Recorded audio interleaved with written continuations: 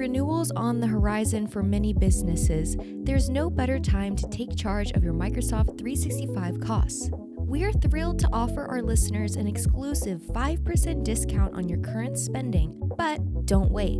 This offer won't last long. We're so confident with the savings you can achieve with Tenant Detective, our Microsoft 365 license savings app, that we're putting our money where our mouth is. Tenant Detective can help you uncover additional savings.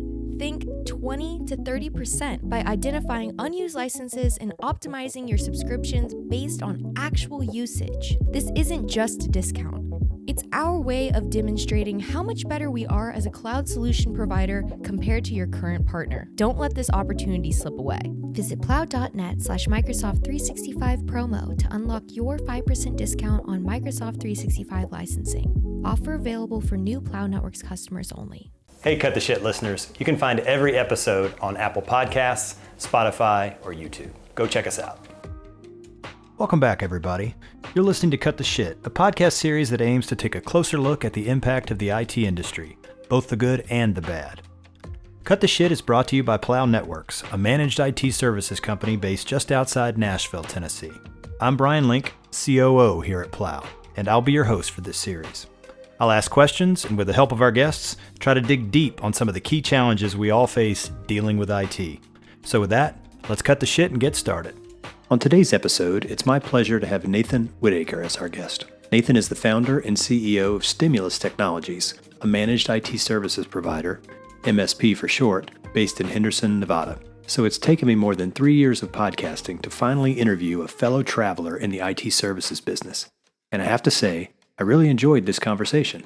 I didn't know Nathan before interviewing him, and I found his perspectives on the buying process, how MSPs can provide real value to their clients, and his thoughts on AI, both thoughtful and good business. As I said, I really enjoyed the conversation, and I hope you do too.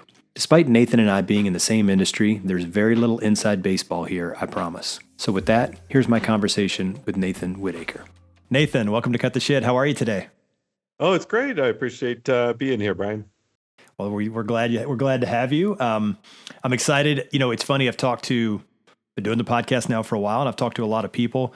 But honestly, I don't know that I've ever talked to a fellow MSPer in all of the interviews and conversations that I've had. So I'm looking forward to this, mainly because, you know, not that we see the world exactly the same way, but we sort of sit in similar seats. So it'll be sort of fun to have sort of a shared conversation about challenges that clients are facing and that sort of thing. So with that, but before we jump in, how about you tell us an interesting use of technology or a hack that you've seen or heard about recently that you found interesting? I thought about this, what I could share, and it's probably something that other people have done, but you know, dealing with AI right now, you know, it's a big topic, and I'm heading out on a vacation, and a couple of months ago, trying to plan what we're going to do, and I told my wife, I said, why don't I throw it into ChatGPT and see what it would plan for us? And so I gave it where we're going, things we like to do. I asked it to ask me some questions to help plan our vacation, and you know, hotel preferences, activity preferences, things like that, and it spit out a 10-day itinerary for us that we've actually decided to use a lot of it. So it was kind of a surprising thing that, you know, based off of that, you know, just some personal preferences and questions and answers back and forth, gave us hotel locations, recommended travel routes and activities to do when we're there. So definitely a different personal hack of using AI that I hadn't used before, but it was kind of fun.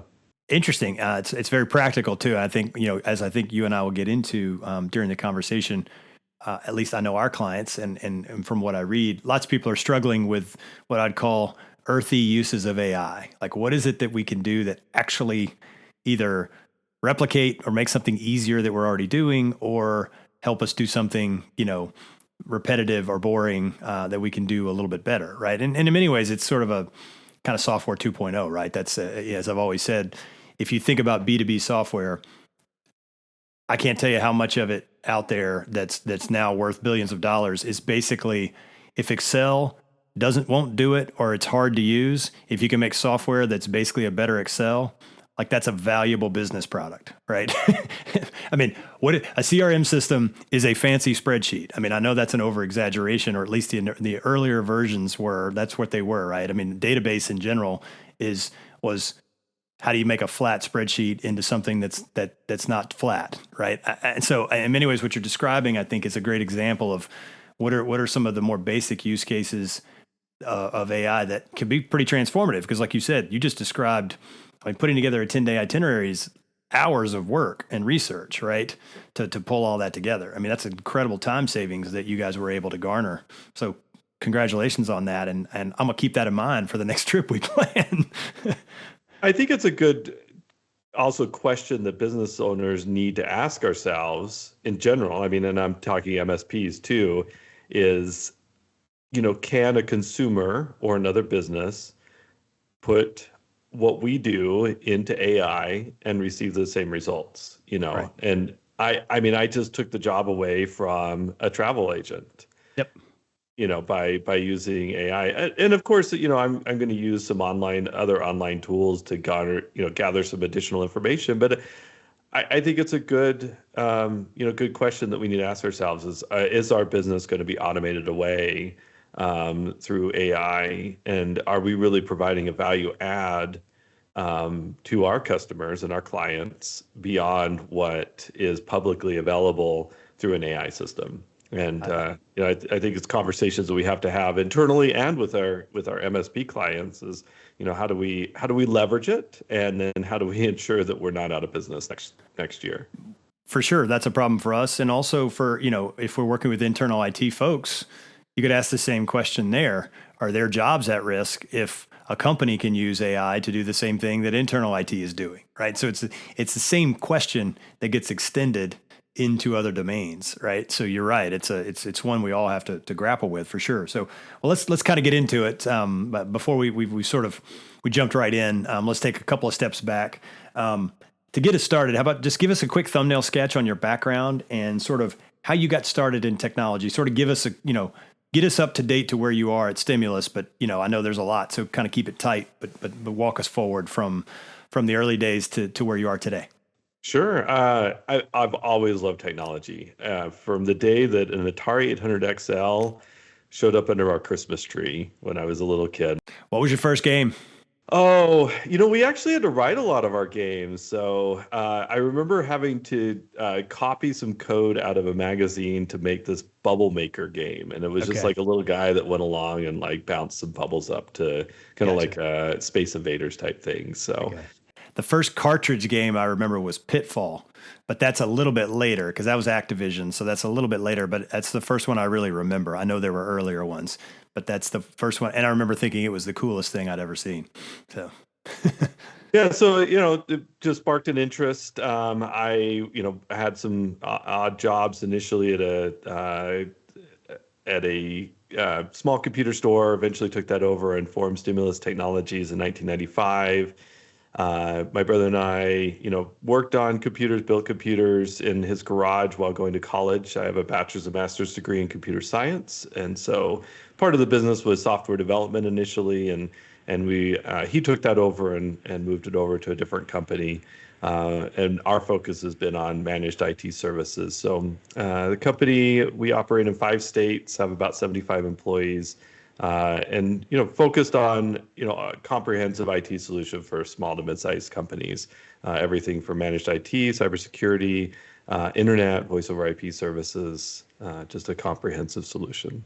Gotcha. And how do you define what's your definition of a small to mid-sized business? What does that mean for you guys in terms of a range?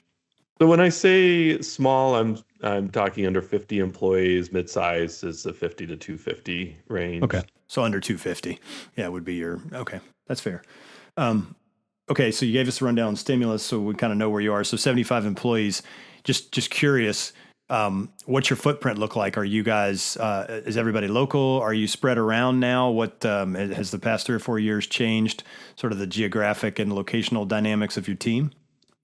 For sure. So we are spread around. We're in 5 states, so we have small offices in each state. Our headquarters, we have about 30 people based in Las Vegas, but most of us work remote, at any given moment when you go into our office that we've had for, 15 years, there's maybe 3 or 4 people there. So we've Yeah. shifted to working from home for the most part. And that's given us some ability too. Some of my recent hires, we've done nationwide searches and allowed people, wherever they're at to, work from, you know, Kentucky or Michigan or Idaho.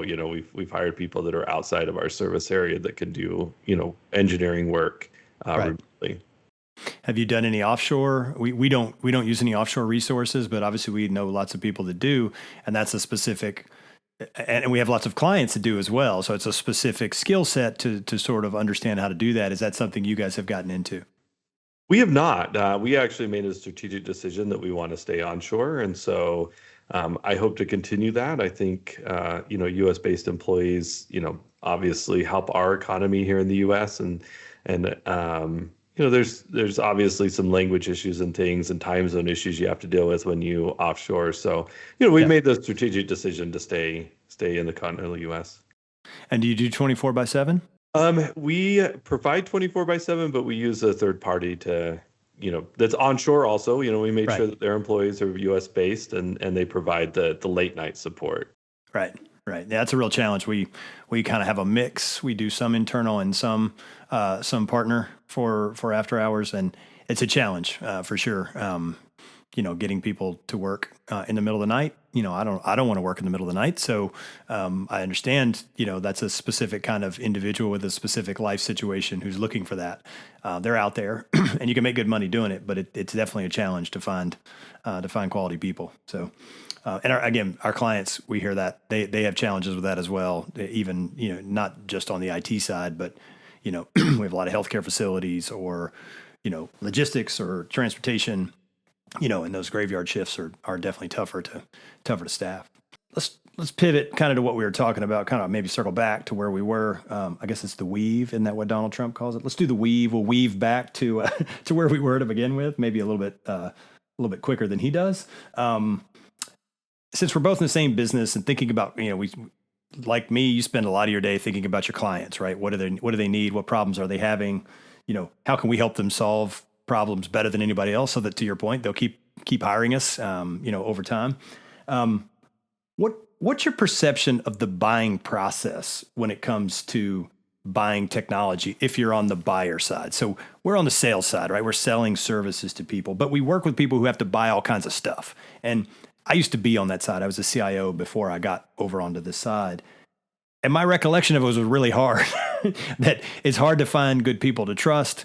There's a lot of information. There's not really, everybody's process is different for what selling might look like and your own sort of idea of buying. But there's this sort of, maybe it's a conceit, that's a strong word, but there's a belief that with the internet and with the democratization of information, and some evaluative tools out there as well that are available for free, that we can all just buy what we need. We don't have to get sold to anymore. We can just buy what we need. And it's my sense that if there's any complexity in a business, and you don't have to have very many people for it to get complex from a technology standpoint, that's not really the case. I'm just curious, what is the buying process, and do you hear clients talk about that in their struggles with knowing what to buy? And that might be your services, or it might not have anything to do with your particular offering. It could be them talking about some CRM system that they're involved in having to buy, or something else that's it's technology, but we're not even we don't have a dog in the hunt, so to speak.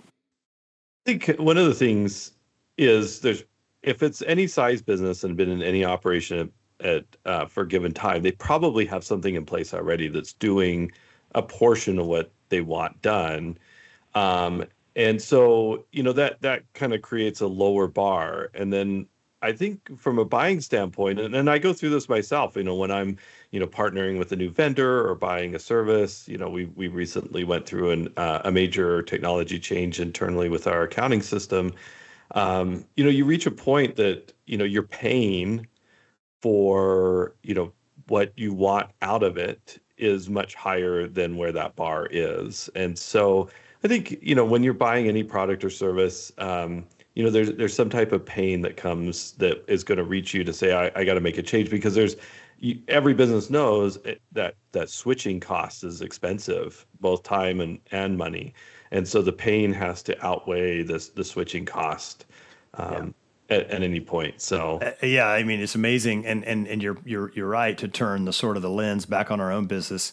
I mean, think about how many systems we continue to use that really aren't that great, but the thought of changing is more daunting, or potentially at least the perception of that is worse than just muddling along with what you've got. It might not be optimal, and it might not even be good enough, but it's good enough relative to the option, which is examining options and then picking one, going through the pain of switching and not being 100% sure that it's actually going to get you where you want to go anyway, right? There's always that doubt, I think, particularly with larger situations. I'm guessing you're probably maybe using from QuickBooks to NetSuite or something like that, right?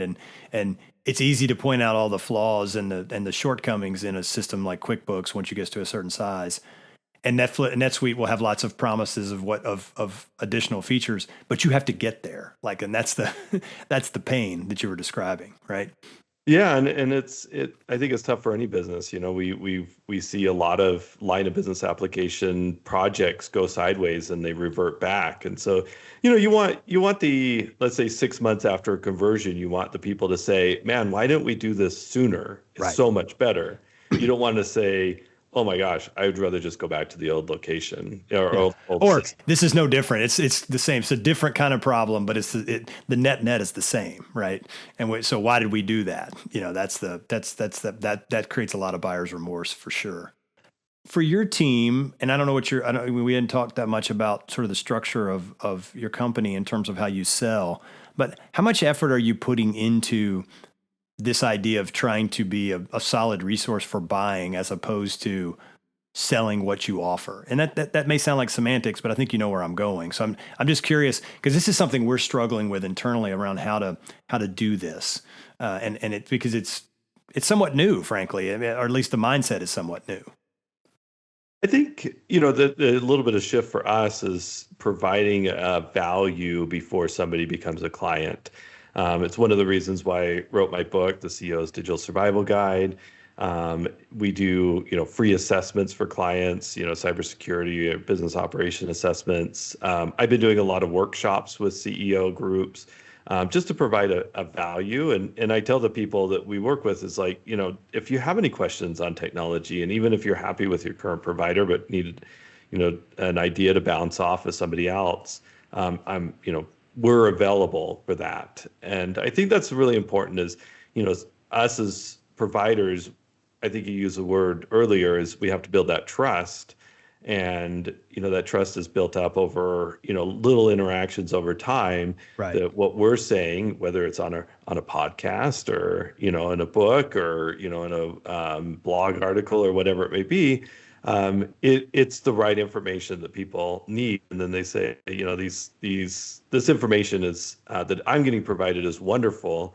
If I have this question that my current provider can help me with, then I'll reach out to them because they're doing it. And so it's providing that information beforehand and that expertise beforehand that leads to building that trust. I like that. Yeah, we've done some assessments, but I think that's an area where we probably should lean further into, and basically think of it as marketing. I mean, you don't necessarily call it that. You're help, but that's what it is, right? You're trying, to your point. It gives them the opportunity to try before they buy, build that trust, get a sense of how you do what you do, right? Because it's not always a good fit. I mean, we're not a perfect fit for everybody. Neither is Stimulus. Neither is anybody else, right? And that's the same for the client. Lots of clients need something different than what we bring to the table, and that's perfectly fine. One of the things I like about this business is, and we'll talk about this some, this is both good and bad, depending on how you look at it, is that, software is eating the world. It already has, and technology as a whole is eating the world. So the pie, this is not a zero-sum game, right? The pie continues to grow in a way that there's a lot of opportunity out there to serve people. I mean, white space or whatever the words are you want to use. I mean, companies' technology needs continue to grow year by year. It doesn't seem to be going the other direction, despite Moore's law and the cost of hardware components going down. So to kind of segue on that a little bit is, we had some concerns about 8 years ago when Microsoft was releasing and developing Microsoft 365. The question was, is that are all these cloud services that are, relatively easy to set up going to put us as an MSP out of business? And, is that consuming our portion of the pie? And, what we found is It has not. yeah, certainly. The more that the technology seems to be easier to use from the user standpoint, the more work that technologists and engineers and data scientists or whatever, have to put the effort in to make it easy. And so, Microsoft 365 was a big expansion of our business because yes, it is cloud-based. It is, it makes life a lot easier. You can, get all your information available on any device and it's in the cloud.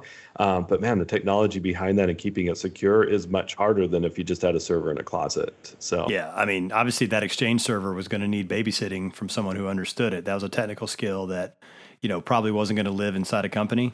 But the footprint of 365 is so much broader. And one of the things that we found is that administering it, if you're a company of really, you don't have to be very large. If you've got 100 employees, just administering your 365 tenant, if you're going to do it correctly, manage conditional access, security groups, deal with, maybe you've got a legacy domain controller or you've got hybrid Azure, you've got hybrid Azure AD or something. It's you're pretty quickly in the deep end for most in-house technology teams. Certainly if they don't have anybody. I mean, yeah, you can open up the screen and show them here's how to get to all the configurations in the admin panel. That doesn't mean they know what to do with it, right? It's not writing code or sort of, it's not as mysterious, so to speak, as, dealing with an Exchange server or something. But the need for help really isn't any different because it's still really too complicated and painful to deal with. At least that seems to be how it's borne out for sure. And they've grown, and now they're into other areas, right? So there's more back to the point of, technology footprint continuing to grow. There's more things you can do there now than just email, right? Or some installed Office package. There's a bunch of other stuff. Yeah, that's it. This buying thing is sort of been on my mind, so I wanted to kind of poke at you a little bit on it to see if it was on your mind and kind of how you were thinking about it, because how do you see clients working to educate themselves on technology change? I mean, on changes. You mentioned, doing some speaking and writing a book. What are your clients? Where are they going to try to get educated from what you can tell? And again, it doesn't have to be about your services. It could be about just sort of technology writ large. I think, there's a resurgence back to conferences. I mean, a lot of our clients will go to a specific industry conference, CPA or dentist or, whatever it may be. And, Right. they'll come back with questions, they'll talk to different vendors and say, we're looking at implementing this new technology. How can we do it? So that's one way, the conferences are through their, line of business vendors. Yep. We try to be educational. Certainly, we have our own podcast. We have webinar series. I'm finding not a lot of our clients are accessing that information, but we see a smattering that do, that are looking to us for that information. I think where they get the most information is when, our account managers, the technical account managers, sit down with them on a regular basis and have those discussions with them and saying, okay, what is a business problem that you have today? And how can we help you solve that with technology? And we bring the information back at a personal level Right. in those meetings. And so that's really where the core of the education goes. It's more one-to-one than broad. Yeah, I would agree. I mean, that translation role is so important, right? They live inside a business that does certain things. Technology is a tool meant to help that business, right? And they struggle, I think, a lot of times to know, it's a pretty big toolbox to, sort of torture the metaphor, and how to know which tool to pull out or which type to solve which problem is a challenge for them. And back to the point of trust, there's a lot of sources out there, but that doesn't mean they trust that information, right? Or they take it with a very large grain of salt, as they should. And if we can get into that situation to be that trusted advisor, that's a good place to be.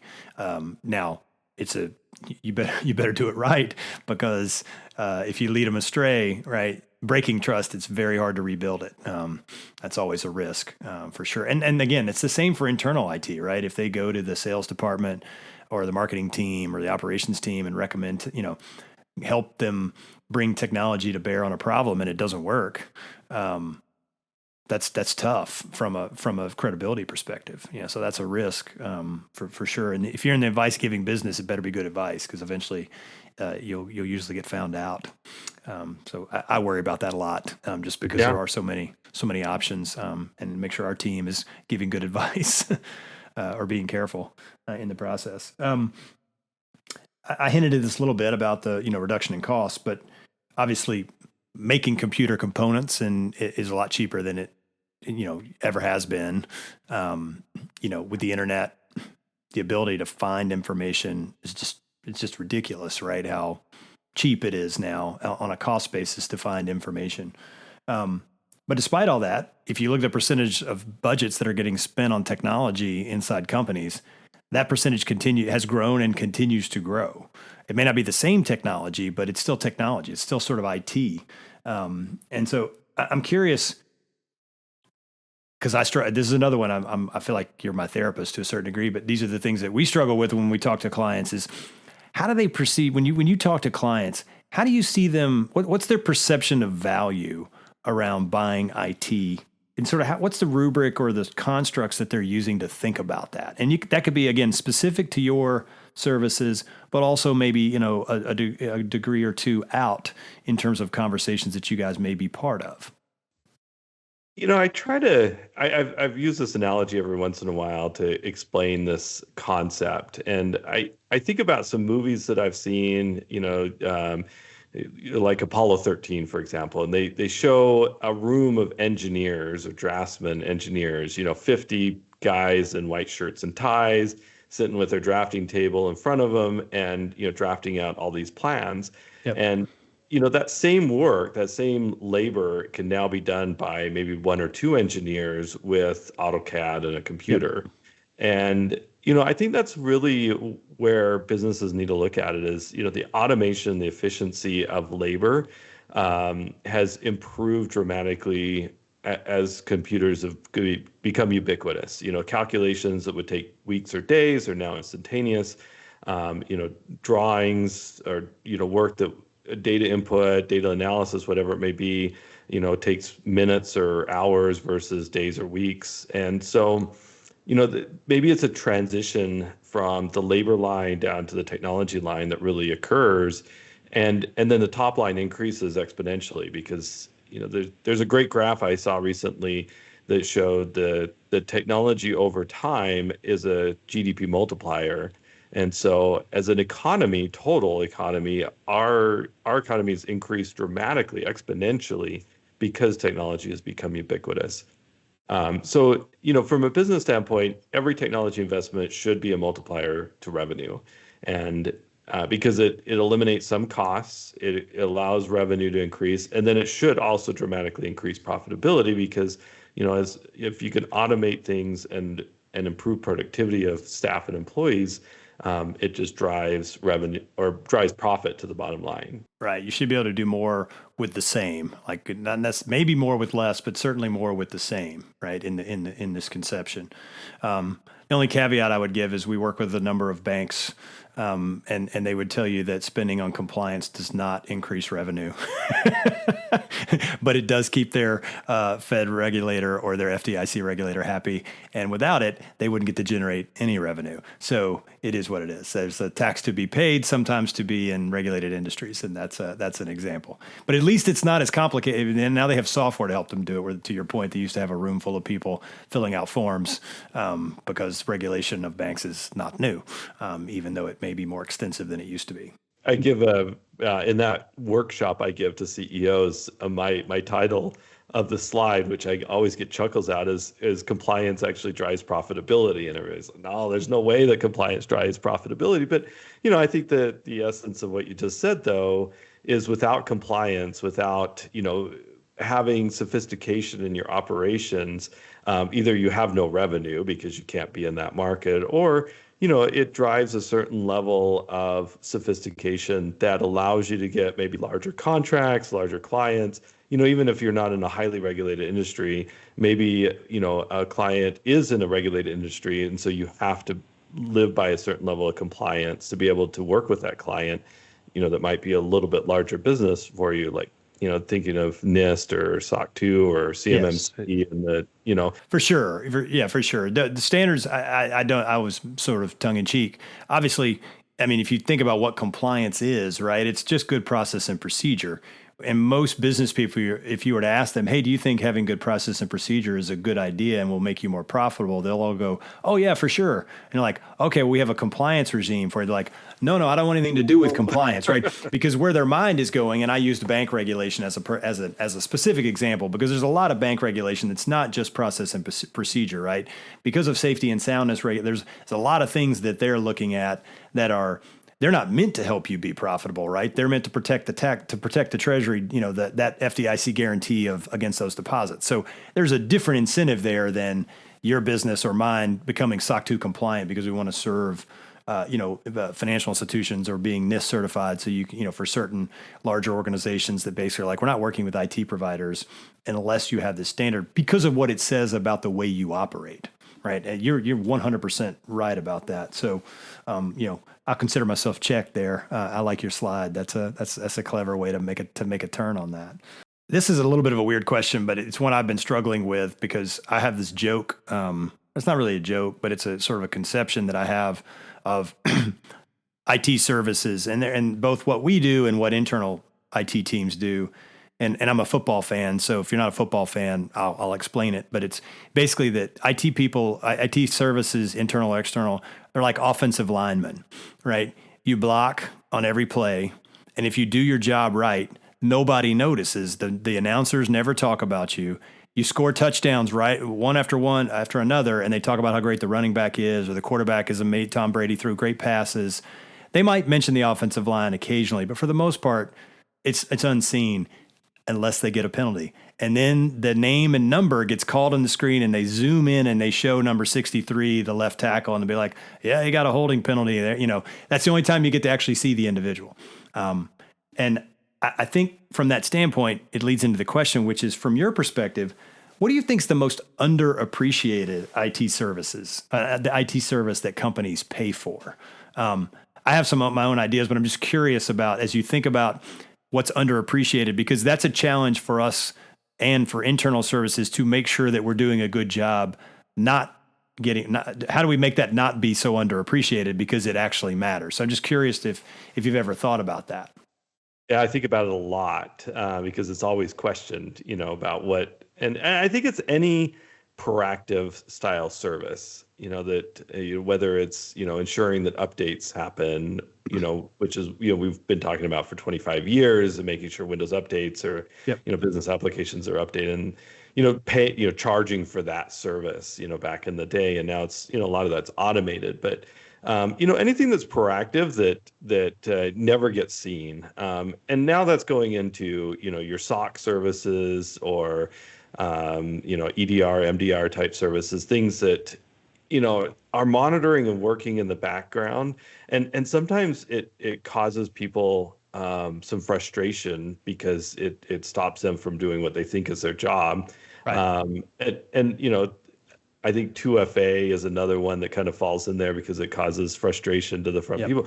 But, as long as all that works and is working well, we're going to save their business and they're not going to, be wiring money out to, the Prince of Nigeria accidentally. But no offense against the Prince of Nigeria, but For sure. He's a great guy, I hear. Yeah. yeah, I've been getting those emails for 20 years. Yeah. He's very persuasive. Yeah.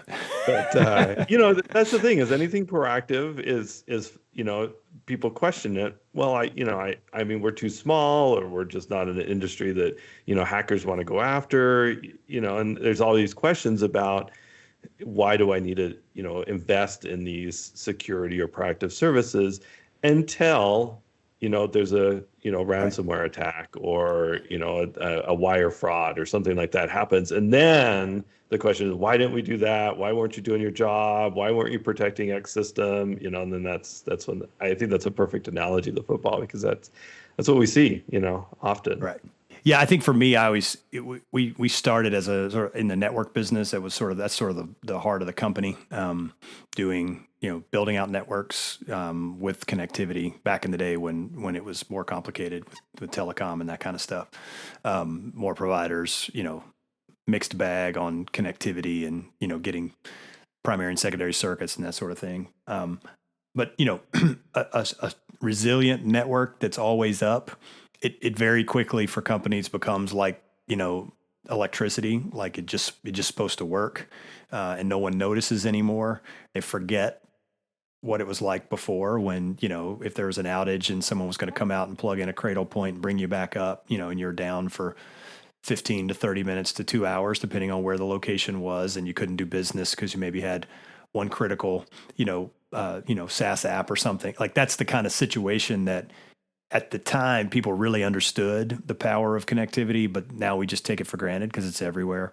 But it's still, and if a multi-site environment where there's site-to-site connectivity, or you've got to get access to a data center or something, some sort of SaaS application that's critical. It's not a problem until it's a problem. And then when it's a problem, the CEO is calling going, hey, why can our factory not, ship orders or figure out what they're supposed to make? Or, it becomes real big, real fast. And that's it's no different than what you described for security issue. And we've spent some time thinking about those as like, this is like buying insurance. It doesn't seem to be very satisfying to people. So we've sort of stopped doing that. Because I think security services are insurance, but nobody likes buying insurance. So it's not a very fun, purchase, I guess. So I don't know. We haven't had as much luck with that angle as I thought we might. I don't know if you've thought about that at all in terms of this sort of insurance, metaphor, I guess. I think I've certainly used it. Yeah, I agree with you. It's not great. And, I think a few years ago, in industry conferences that, I've gone to is like, cybersecurity and compliance are going to be the easiest sell that you've ever done. You're going to go, talk, Well, we're not seeing that. No, it's not, it's much more difficult than I thought it would be too, because you think the news media is helping us. I mean, every week you hear about, hacks and breaches and ransomware and, And I think every business has an excuse on why it wouldn't happen to them. And maybe it was the same way with car insurance or, homeowners insurance. We may or may not buy it if, you can't get a loan without homeowners insurance, or you can't. I think that's probably the problem with the insurance is nobody buys it unless they have to, right? Because, it's sort of like, it reminds me of, like estate planning or something. Like people know they're supposed to get a will, but they'll do it tomorrow, right? And then tomorrow comes and they'll do it tomorrow, right? And then they don't have one and somebody dies unexpectedly and it's a real problem, right? And I think there's some comparative there that makes that's sort of in this situation, because like we don't like to dwell on bad things happening. Like, I mean, you don't get into business to think about, well, what would happen if we really got, really bad hack? Like, how do we make sure everything, how do we, with the zero trust, while I think is, it's a great way of conceiving. It is the right answer to the problem, right? Which is you're going to get hacked, so you might as well accept that and do everything you can to minimize the damage. But that's fundamentally unsatisfying. Like it feels defeatist. Like we're American. We don't think that way. Like we're not, that's we're going to win. Like that's, I think a lot of these things are sort of really tied up in some emotional and psychological factors that make this difficult for the buying side of the equation, even if people rationally know, yeah, I'm going to need that. And then to your point, you layered on, I mean, security services are disruptive to end users. They can cause productivity problems, right? I mean, oftentimes they're self-inflicted because people don't do what they're supposed to do, but it doesn't make any difference. If someone in the accounting department doesn't do what they're supposed to do, but then can't get invoices out, well, you've missed a day to get invoices out, right? That's still a tangible impact to the business. So those things are there, and they're just things we have to deal with. And internal, again, I keep referencing internal because a lot of the folks that listen to this podcast, we do a lot of co-management. So a lot of the folks that listen to this podcast are on internal IT teams that we work closely with. And so I oftentimes think about their problems being the same as ours, really, like in terms of us trying to have visibility to what we do is they have to then pass that along to their internal stakeholders as well to say both what we do and what Plow does for us is how we bring value to the company, right? It's the same challenge that they're living with. I think that we're living with. It's a little bit different version of the problem, but it's not that different really. We hinted at AI early on. You brought it up in terms of a really cool use case for travel, but I kind of wanted to go. It feels like we're sort of at this. It feels like we've watched sort of peak excitement about AI already hit, and now we're kind of on the other side of that. And there's at least based on I consume a decent amount of news, but I don't read everything, but I read the Wall Street Journal. I read some tech publications, and there's a lot more conversations going on about people being frustrated with return on investment from their AI spend, or even, hey, we've bought some Copilot licenses, but we don't know what the hell to do with these things. We're not sure how to make this work for us. And some will say it explicitly, but it's often implied that I thought this was going to be like magic, and maybe it's not. And so what's your thoughts on sort of some misconceptions around AI, and what are you hearing from your clients and folks you talk to? I think the along the same lines is I think we're having a hard time figuring out how, as a small to mid-sized company, without hiring a whole data scientist team and engineers to program a custom solution for us. I just can't see a use case yet for it inside my business. I mean, I was having a conversation with one of our clients. It's a medical imaging diagnostic center. And, they're like, I'd like to do AI. I'd like to have AI assist my technicians, review these imaging scans or these scans that we do, but there's not an off-the-shelf product to do it. And it's not going to be our expertise or our training. Yeah, and ChatGPT is not going to solve that. Right? No, it's not. And so, and I think that's the question is these businesses are saying, well, that's nice for marketing and content creation, but it's not great for our core operations. I think what's going to happen for that answer is the vendors are going to have to implement it in the line of business application. So if you're looking at it for your accounting department and want to do budgeting and use some AI assisted budgeting or financial analysis, your ERP system is going to have to implement AI in that, or you're going to have an AI solution that's from a vendor that's going to bolt on to your existing ERP system. So I think that's the problem now is, business owners want to solve, core business problems and increase productivity. But like you said, ChatGPT is not going to solve that for them. Where I think, if you're willing to make some minor investments in things like Copilot for your office administrative staff, as long as you provide the training for them, I think, we're seeing some good implementations. And we created like a masterclass group that some of our clients meet together with one of our engineers and just go over, business use, Q&A, and help them better implement Copilot inside their business, just to make it sticky. Because I mean, that's the feedback I've gotten is, hey, I bought these Copilot licenses. My team used it once or twice and didn't see any use out of it. And right. But there's so much power there. Just got to learn how to use it, and you got to know how to use it. Ask the question. Yeah, I think that's fair. I mean, I do, in our own world, Kaseya's spending money to try to leverage AI inside, our ticketing, and we use Autotask and the ticketing system. And so I think that's an example of what you're talking about.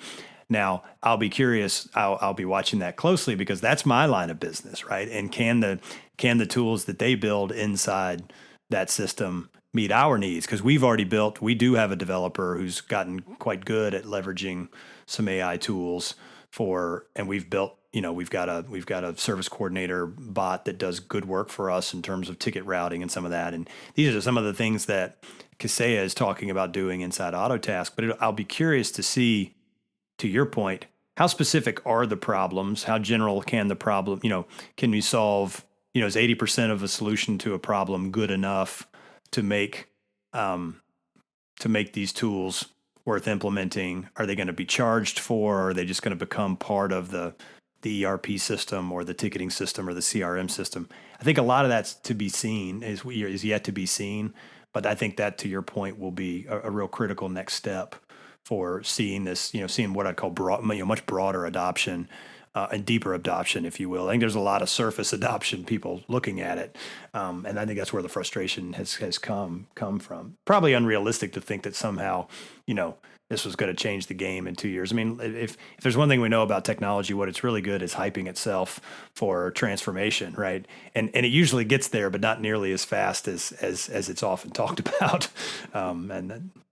Yeah, I mean, even big companies like, how long ago has Elon Musk been talking about, fully self-driving Teslas, and we got a long way to go. Yeah. Yeah. So, well, because then that's a great example of like how much the ecosystem and everything else around it matters too.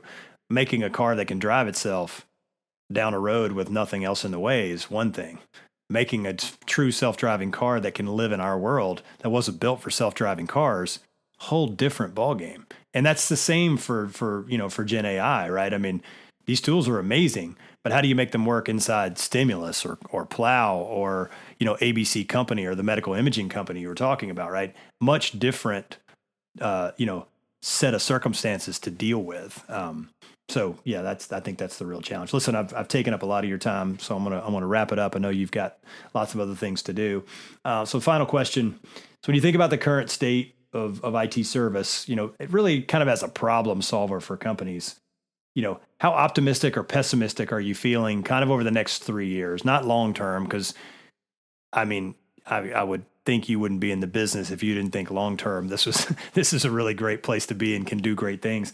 But in the next 2 to 3 years, are you feeling optimistic or pessimistic about kind of where we are in our ability to be, from an IT service perspective, to be a real part of the solution for problems inside businesses? I think we continue to be. I'm highly optimistic. I think the providers that really focus on some of the things that we were just talking about, maintaining cybersecurity, proactive work, taking tools to our clients that they can find use for in their business and solve real business problems. Those providers are going to be very successful. If we're just break fix and just selling products or projects, it's going to be a difficult road ahead. But I think most companies like ours have shifted to the managed services and are selling a complete solution. And I think it's on us to continue providing that great service. So I'm highly optimistic. I think we got some really cool stuff coming out here soon with again, the AI tools and automation. So very highly optimistic in our industry. Good deal. All right. So I always like to wrap up with something personal. It's not too personal, but it is personal. Tell us about something you've watched or read lately that you think others ought to check out. And it doesn't have to be business. It could be, but it doesn't have to be. I thought it was an interesting book. I just finished reading it. I just finished reading Arnold Schwarzenegger's Be Useful book. That was really good book. I think he had some great advice, and I thought it was interesting, hearing about his not just his background as a bodybuilder, but how he transitioned from bodybuilder to movie star, from movie star to governor, and from governor to environmental activist, and all the things he's done and the mistakes he's made on the way. I mean, he was very upfront even from the beginning of the book about some major mistakes he's made. So very honest book. I really like that. And then the other one that I thought was interesting, because I'm always curious about investments, is I just barely this morning finished listening to this book called Going Public, how Silicon Valley really changed the IPO process. And I thought that was very interesting from our industry perspective. How these software giants like Google and Spotify and Facebook really changed the way companies, grow from an idea in a garage or, dorm room to these multi-billion-dollar companies. Yeah, the Arnold, I haven't read the book. I need to. I did watch I think it was a 2 or 3 part documentary maybe on Netflix about it.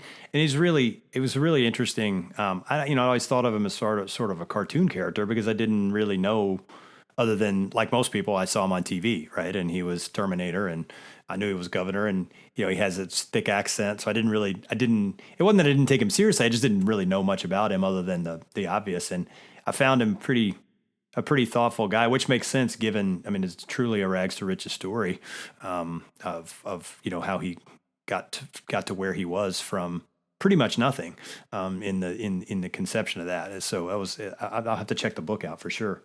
All right, last question. Tell us about your first technology memory as a child. Maybe it was a gaming system or an early stage computer or even an erector set, but take us back to the early days. What's your first memory? I'll take you to the beginning of the conversation. So it was an Atari 800 XL. So tell us what that is. I know what it is, but there are younger people who listen to this podcast who do not know what that is. Yeah, so the more famous version was the Atari 2600, which was the gaming console. That's the cartridge system that I was describing. Yeah. Yeah, and you'd play, what was the one that you mentioned? Pitfall. Yeah. Pitfall. There was like Adventure, I think was one Adventure was one of the early ones too. That was even before Pitfall. Yeah. Yeah. So it was just games. You'd plug a cartridge in, you'd plug it into your TV, and it was just some big blocks, colored blocks on the TV. I mean, pretty much. There was no graphics. But we had an Atari 800 XL, which was actually similar to a Commodore 64. And it was this computer with a keyboard. You could buy it, and it actually did nothing. It would boot up to a prompt that was just a basic input, so basic programming language. Right. Input. And so... Did it have a disk drive, or did you have to buy that separately to write to? Bought it separately, and 5.25 inch drive that we bought separately. Bought some other things, or my parents did. And I just, hours and hours of my brother and I trying to figure out just how to play video games on this stupid thing. Right. And you mentioned a magazine. That was how you found programs. There were books and magazines that would give little programs that you could write to make things happen, because nothing else. Otherwise, it was just a prompt staring at you. Yeah. Yeah, that's it. So we would just sit there and code and, learned basic and actually some assembly even back then, because some of the code was in assembly. And that was, that's what I remember doing for hours and hours after school. So I was a nerd, complete nerd. I was, we got it when I was 4 years old, and my brother was much better at it initially. And then I just found a lot of interest in it. And I still have it. It still sits in my garage, and I boot it up every once in a while. Very cool. That's a collector's item now. Yeah. Yeah. I don't have a TV to hook it up to, because it's an old CRT input. So, But yeah, that's my memory. Good deal.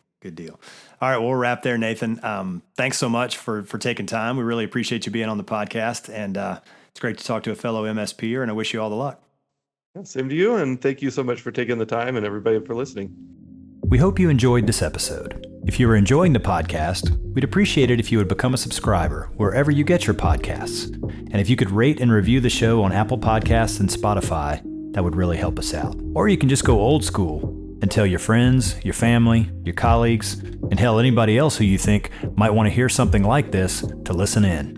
If you're on social media, make sure to follow us on TikTok @CutTheShitPod, all one word, where we post lots of clips from the podcast. And last but not least, you can also watch the YouTube version of the show on our YouTube channel @Plow Networks. Until next time, take care and have a great day.